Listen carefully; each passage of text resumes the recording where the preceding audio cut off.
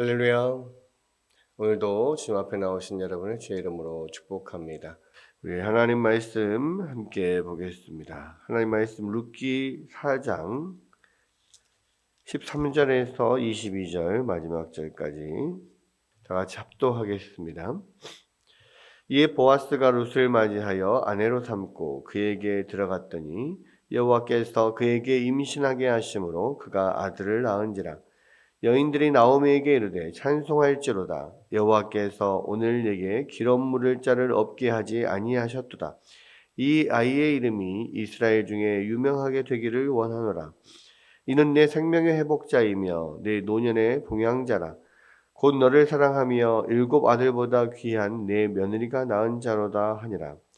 나오미가 아기를 받아 품에 품고 그의 양육자가 되니 그의 이웃 여인들이 그에게 이름을 지어주되 나오미에게 아들이 태어났다 하여 그의 이름을 오벳이라 하였는데 그는 다윗의 아버지인 이새의 아버지였더라. 베레스의 계보는 이러하니라. 베레스는 헤스론을 낳고 헤스론을 람을 낳았고 람은 암미나답을 낳았고 암미나답은 나손을 낳았고 나손은 살몬을 낳았고 살몬은 보아스를 낳았고 보아스는 오벳을 낳았고 오벳은 이새를 낳고 이새는 다윗을 낳았더라. 아멘. 예, 이제 오늘은 룻기 마지막 장면입니다. 이제 보아스가 룻과의 약속대로 이 보아스 자신보다 더 가까운 친척, 또 이 기업물을 의무와 권한을 가진 가장 가까운 친척에게 가서 이 기업을 네가 물으려면 물러라. 그러나 이 기업을 물을 때는 반드시 이 지금 말론에 남겨진 아내, 과부인 룻과 결혼을 해야 된다. 그 결혼을 해서 그 뒤를 이어줘야 된다라고 했을 때, 이 최우선순위 기업물을 자가 나는 내 재산에 손해가 있을 것 같아서 못하겠으니 네가 물러라. 이렇게 이야기를 해서 이제 흔쾌히 보아스가 그 모든 이 엘리멜렉의 기업을 물고 또 이 룻과 결혼을 하게 됩니다.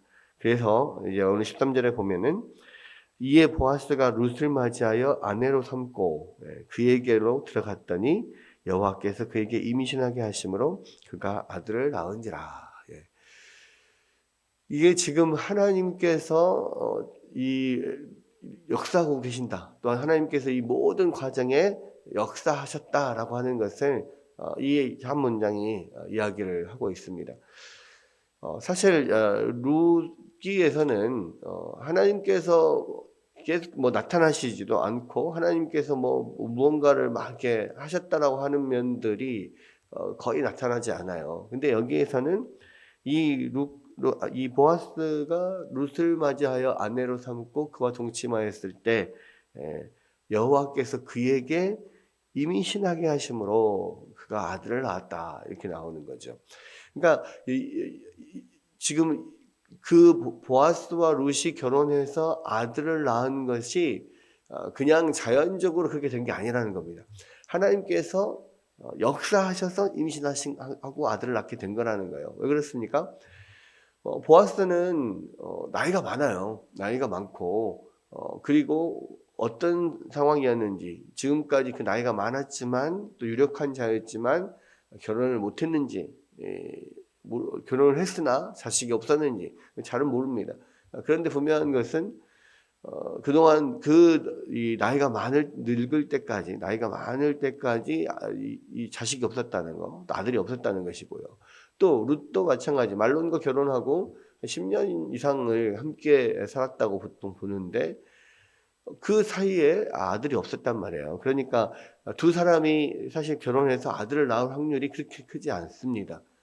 또 이 루카 같은 경우에는 그 오랫동안 자식이 없었다라고 하면 불임일 가능성이 크거든요. 그런데 하나님께서 역사하셔서 둘이 결혼하자마자 동침하자마자 바로 아들을 낳은 거예요. 그러니까 이게 얼마나 놀라운 하나님의 은혜인지를 우리가 알 수 있고 처음으로 사실 여기에서 하나님이 그에게 임신하게 하셨다라고 기록이 되고 있는 겁니다. 그러니까 바로 이 룻이 임신을 하여서 아들을 낳은 거, 이것은 이 하나님 앞에서 그 하나님의 법을 지키지 않고 불순종하고 자기들이 보기에 좋은 대로, 자기 생각에 옳은 대로, 속은 대로 행했던 그 사사시대에 하나님의 말씀을 순종하고 자기의 재산에 손해를 볼지라도 이 기업물을, 이 의무를 다하는 보아스, 그리고 또 서로에게, 보아스는 룻에게, 룻은 보아스에게, 또 나오미에게, 나오미는 룻에게 서로 그런 인의 사랑, 헤세드를 하나님이 가장 원하시는, 우리 가운데 가장 원하시는 그 헤세드를 그 서로 베푸는 그 사람들에게 하나님께서 놀랍게 역사하시고 거기에 대하여 하나님께서 기뻐하시며 보상해 주셨다는 것을 우리는 여기서 알 수가 있는 거죠. 그래서 아들을 낳게 되는데 이 아들은 너무너무 귀한 아들이죠. 너무너무 귀한 아들이고 보아스에게도 이제 유일한 상속자이고 또 엘리멜렉 집안 나오미에게도 또 유일한 상속자, 기업물을 자가 되는 겁니다. 그래서 이제 그렇게 아들을 낳으니까 주변 여인들이 막 그에 대해서 너무너무 축하를 하면서 이 나오미에게 말을 합니다. 14절에 여인들이 나오미에게 이르되 찬송할지로다 여호와께서 오늘 내게 기업물을 자가 없게 하지 아니하셨도다. 이 아이의 이름이 이스라엘 중에 유명하게 되기를 원하노라. 예. 그러니까 찬송할지로다. 이게 하나님을 찬양한다는 이야기, 찬양하자는 이야기예요. 그러니까 그 아들을 낳은 것을 축하하는 것을 단순히 이 나오미를 축하하고 룻에게 축하하고 보아스에게 축하하는 게 아니라 이 일을 하신 놀라우신 은혜를 베푸신 하나님께 찬송을 하는 겁니다. 그러니까 이게 보통 일이 아니라는 것을 분명히 주변 사람들도 아는 거죠. 그렇게 하나님을 찬양하면서 여호와께서 오늘 내게 기업물을 자가 없게 하지 아니하셨다. 그러니까 이중 구정으로 지금 강조하는 거야. 너희들에게 상속자를 주셨다. 너희에게 아들을 주셨다. 이 아들을 주신 것이 얼마나 놀라운 하나님의 은혜냐. 지금 그걸 이야기를 하고 있는 겁니다. 그러면서 이 아이의 이름이 이스라엘 중에 유명하게 되기를 원하노라. 아이를 지금 축복하는 거죠. 나중에 커서 훌륭한 사람이 되기를 원합니다. 이렇게 축복을 하는 건데 그냥 뭐 우리가 그렇게 아유 나중에 커서 훌륭한 사람 되라라고 축복하는 것은 어쩌면 그냥 뭐 입에 바른 말일 수 있겠지만 그러나 실제로 이 아이의 이름이 유명하게 되기를 원하노라 했는데요. 이 아이의 이름이 유명해져요. 왜냐? 이제 이 뒤에 유명해진 이유가 족보로 나오는 거죠. 바로 뭡니까? 이 낳은 아이의 이름이 오벳이고 오벳은 이새의 아버지고 이새는 다윗 왕의 아버지니까요. 그러니까 이 오벳이 이 아들이 다윗 왕의 할아버지가 되는 거죠. 굉장히 유명한 겁니다. 유명해지는 겁니다. 그렇죠. 다윗 왕 때문에 유명해지는 거죠.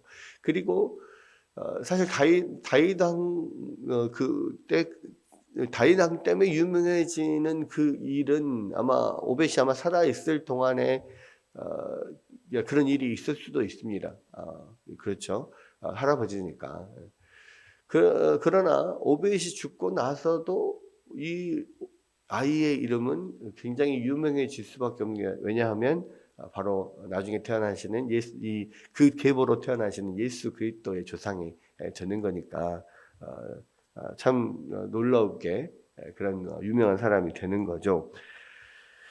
그러면서 축복을 합니다. 이는 내 생명의 회복자이며 내 노년의 봉양자라. 너를 사랑하며 일곱 아들보다 귀한 네 며느리가 낳은 자로다. 내 생명의 회복자다. 그러니까 지금 이 많은 이웃 여인들이 나오미에게 축하하면서 이야기를 하는 겁니다. 아니 이 오벳은 아이는 룻이 낳는데 보아스와 룻이 낳는데 왜 나오미에게 막 축하를 하느냐. 지금 이 축하하는 내용을 보면 알 수가 있어. 이는 내 생명의 회복자다. 그러니까 생명을 너가 죽어가는 생명을 다시 살린 아이다라는 거예요. 뭡니까?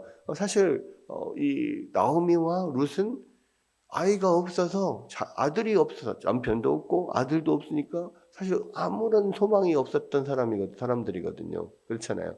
그때 이 고대 근동에서는 그냥 남편이 없고 아들이 없는 여인은 가장 불쌍한 과부였어요. 예, 더 이게 모든 경제 생활을 어떻게 할 수가 없고 살 수가 없는 그런 상황이거든요. 그래서 고아와 과부가 가장 불쌍한 사람 중에 하나인데 바로 과부이자 아들이 없는 사람은 정말 불쌍한 사람입니다. 그러니까 거의 죽었다가 살아난 거예요. 그래서 생명의 회복자다 이야기를 하는 겁니다. 드디어 이제 이 나오미에게도 자식이 생기고 뭐 자식이 손자긴 하지만 그 가업을 지금 이어받을 예, 그런 아이가 생긴 거죠. 기업 물을 자가 생긴 거죠. 그러니까 생명의 회복자나 마찬가지입니다. 또 내 노년의 봉양자라. 네의 마지막 때 이제 드디어 그 집안에 가문에 이 남자가 생겼잖아요. 아들이 생겼잖아요. 아들이 손자가 그 집안을 이제 먹여 살리고 일으키고 그들을 봉양하고 할 거란 말이에요. 그래서 노년의 봉양자다. 또 이 아이는 곧 너를 사랑하며 7 아들보다 귀한 네 며느리가 낳은 자로다. 그렇죠. 이 룻이 어떻습니까? 이 모압 여인, 그 이방 여인이란 말이에요. 그 이방 땅에서 고향 땅에서 그냥 그곳에서 제가해서 잘 살 수 있었는데도 불구하고 자기 남편이 죽었는데도 이 어머니를 모시기 위해서 여기까지 와서 그렇게 이삭을 주워가면서 그렇게 지극정성으로 봉양하던 그 며느리가 나왔어요. 그 며느리는 이 나오미를 정말 사랑하고 섬겼고 나오미도 그렇게 이 룻을 사랑하고 함께 해왔어요. 얼마나 서로 사랑하는 관계입니까? 이 햇새들을 베푸는 관계입니까? 그리고 그 정말 그렇기 때문에 7 아들보다 귀해요. 얼마나 귀한 여인이에요. 얼마나 귀한 며느리입니까? 그런 며느리가 드디어 이 보아스와 결혼을 해서 아이를 낳으니 이거 얼마나 정말 축복된 일이고 얼마나 정말 기쁜 일입니까? 그러니까 그것을 지금 이야기를 하는 거예요. 예. 그러면서 이제 나오미가 아기를 받아 품에 품고 그의 양육자가 되니 그렇죠. 이 룻에게도 가장 룻과 보아스에게도 귀한 아들이지만 나오미에게는 정말 자기 목숨과 같은 손주죠. 어떤 자기의 모든 것을 자기 가문의 모든 것을 이어주는 그런 손자죠, 아들이죠. 스스로 양육자가 되고 이 오벳을 옆에서 길러가고 뭐 그렇습니다. 자, 그렇게 양육자가 되니 그의 이웃 여인들이 그에게 이름을 지어주되 나오미에게 아들이 태어났다 하여서 그의 이름을 오벳이라 하였는데 이 오벳을 아바드라고 하는 건 섬기다. 또 뭐 우리가 예배할 때도 하나님을 섬기다 아바드를 쓰죠. 그러니까 섬기는 사람 오벳, 종 뭐 이런 뜻인데 이 오벳이 지금 다른 여인들이 이름을 그렇게 지어준 거예요. 이 노년의 봉양자, 섬기는 사람, 이 나오미를 섬기는 사람, 그 노년의 봉양자로 태어났다. 그래서 오벳이라고 이름을 지어주는 겁니다. 근데 그 오벳이 바로 여기서 보면 다윗의 아버지, 이새의 아버지, 다윗의 아버지는 이새의 아버지였다. 지금 그렇게 이야기를 하는 거죠. 그래서 이 오벳이 바로 이새를 낳고 이새가 다윗을 낳아서 결국 다윗 왕의 계보, 다윗 왕이 그 계보에서 태어난 겁니다. 그러면서 이제 이 베레스로부터 시작되는 계보가 다윗까지 이어지는 계보가 18절부터 22절까지가 나와요. 근데 이제 베레스로부터 이어지는 계보가 왜 나오냐? 이 앞에서 어제 잠깐 그 말씀을 안 드리고 넘어갔지만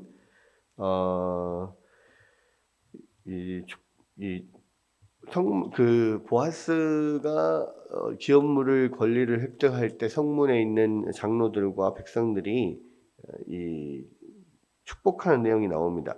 여호와께서 내 집에 들어가는 여인으로 이스라엘 집을 세운 라헬과 레아와 두 사람과 같게 하시고 네가 에브라스에서 유력하고 베들레헴에서 유명하게 하시기를 원하며 여호와께서 이 젊은 여자로 말미암아 네게 상속자를 주사 네 집이 다말이 유다에게서 낳아준 베레스의 집과 같게 하시기를 원하노라 그랬거든요. 그러니까 여기서 베레스가 나오죠. 근데 왜 다말이 유다에게서 낳아준 베레스의 집과 같게 하기를 원하노라 이렇게 이야기를 했냐면 이게 지금 룻과 이 다말이 비슷하거든요. 왜냐 이 다말은 원래 가나안 여인입니다. 그러죠? 이스라엘 여인이 아니라 이방 여인이었단 말이에요. 그런데 이방 여인인데 이 유다의 집에 유다의 며느리로 이 시집으로 왔어요. 그런데 다말이 결혼한 그 아들이 첫째 아들이 죽고 무슨 하나님 앞에 악한 일을 해서 무슨 일인지 모르지만 악한 일을 해서 죽고 그 동생이 형 대신 이제 형수와 결혼해서 아들을 낳고 그 집안을 이어줘야 되는데 그게 싫어가지고 그냥 땅에다가 설정하면 함으로써 또 하나님께서 그를 악하게 여기서 또 죽이셨단 말이에요. 죽어요. 그러니까 이제 셋째 막내인 셀라와 결혼을 해야 되는데 막내까지 죽으면은 그 집안의 죄가 끊기는 거잖아요. 그러니까 유다가 나이가 아직 어리니까 나중에 친정집에 있다가 나중에 이 막내가 크면 결혼시켜주겠다 했는데 막내가 커도 결혼시켜주지 않잖아요. 그러니까 이제 다말이 꾀를 내서 이 유다가 지금 양털을 깎는 기간에 이렇게 왔을 때 그 성전 창기로 변장을 하고 이 유다를 만나서 유다와 동침하고 아이를 낳고 그 낳은 아이가 베레스이죠.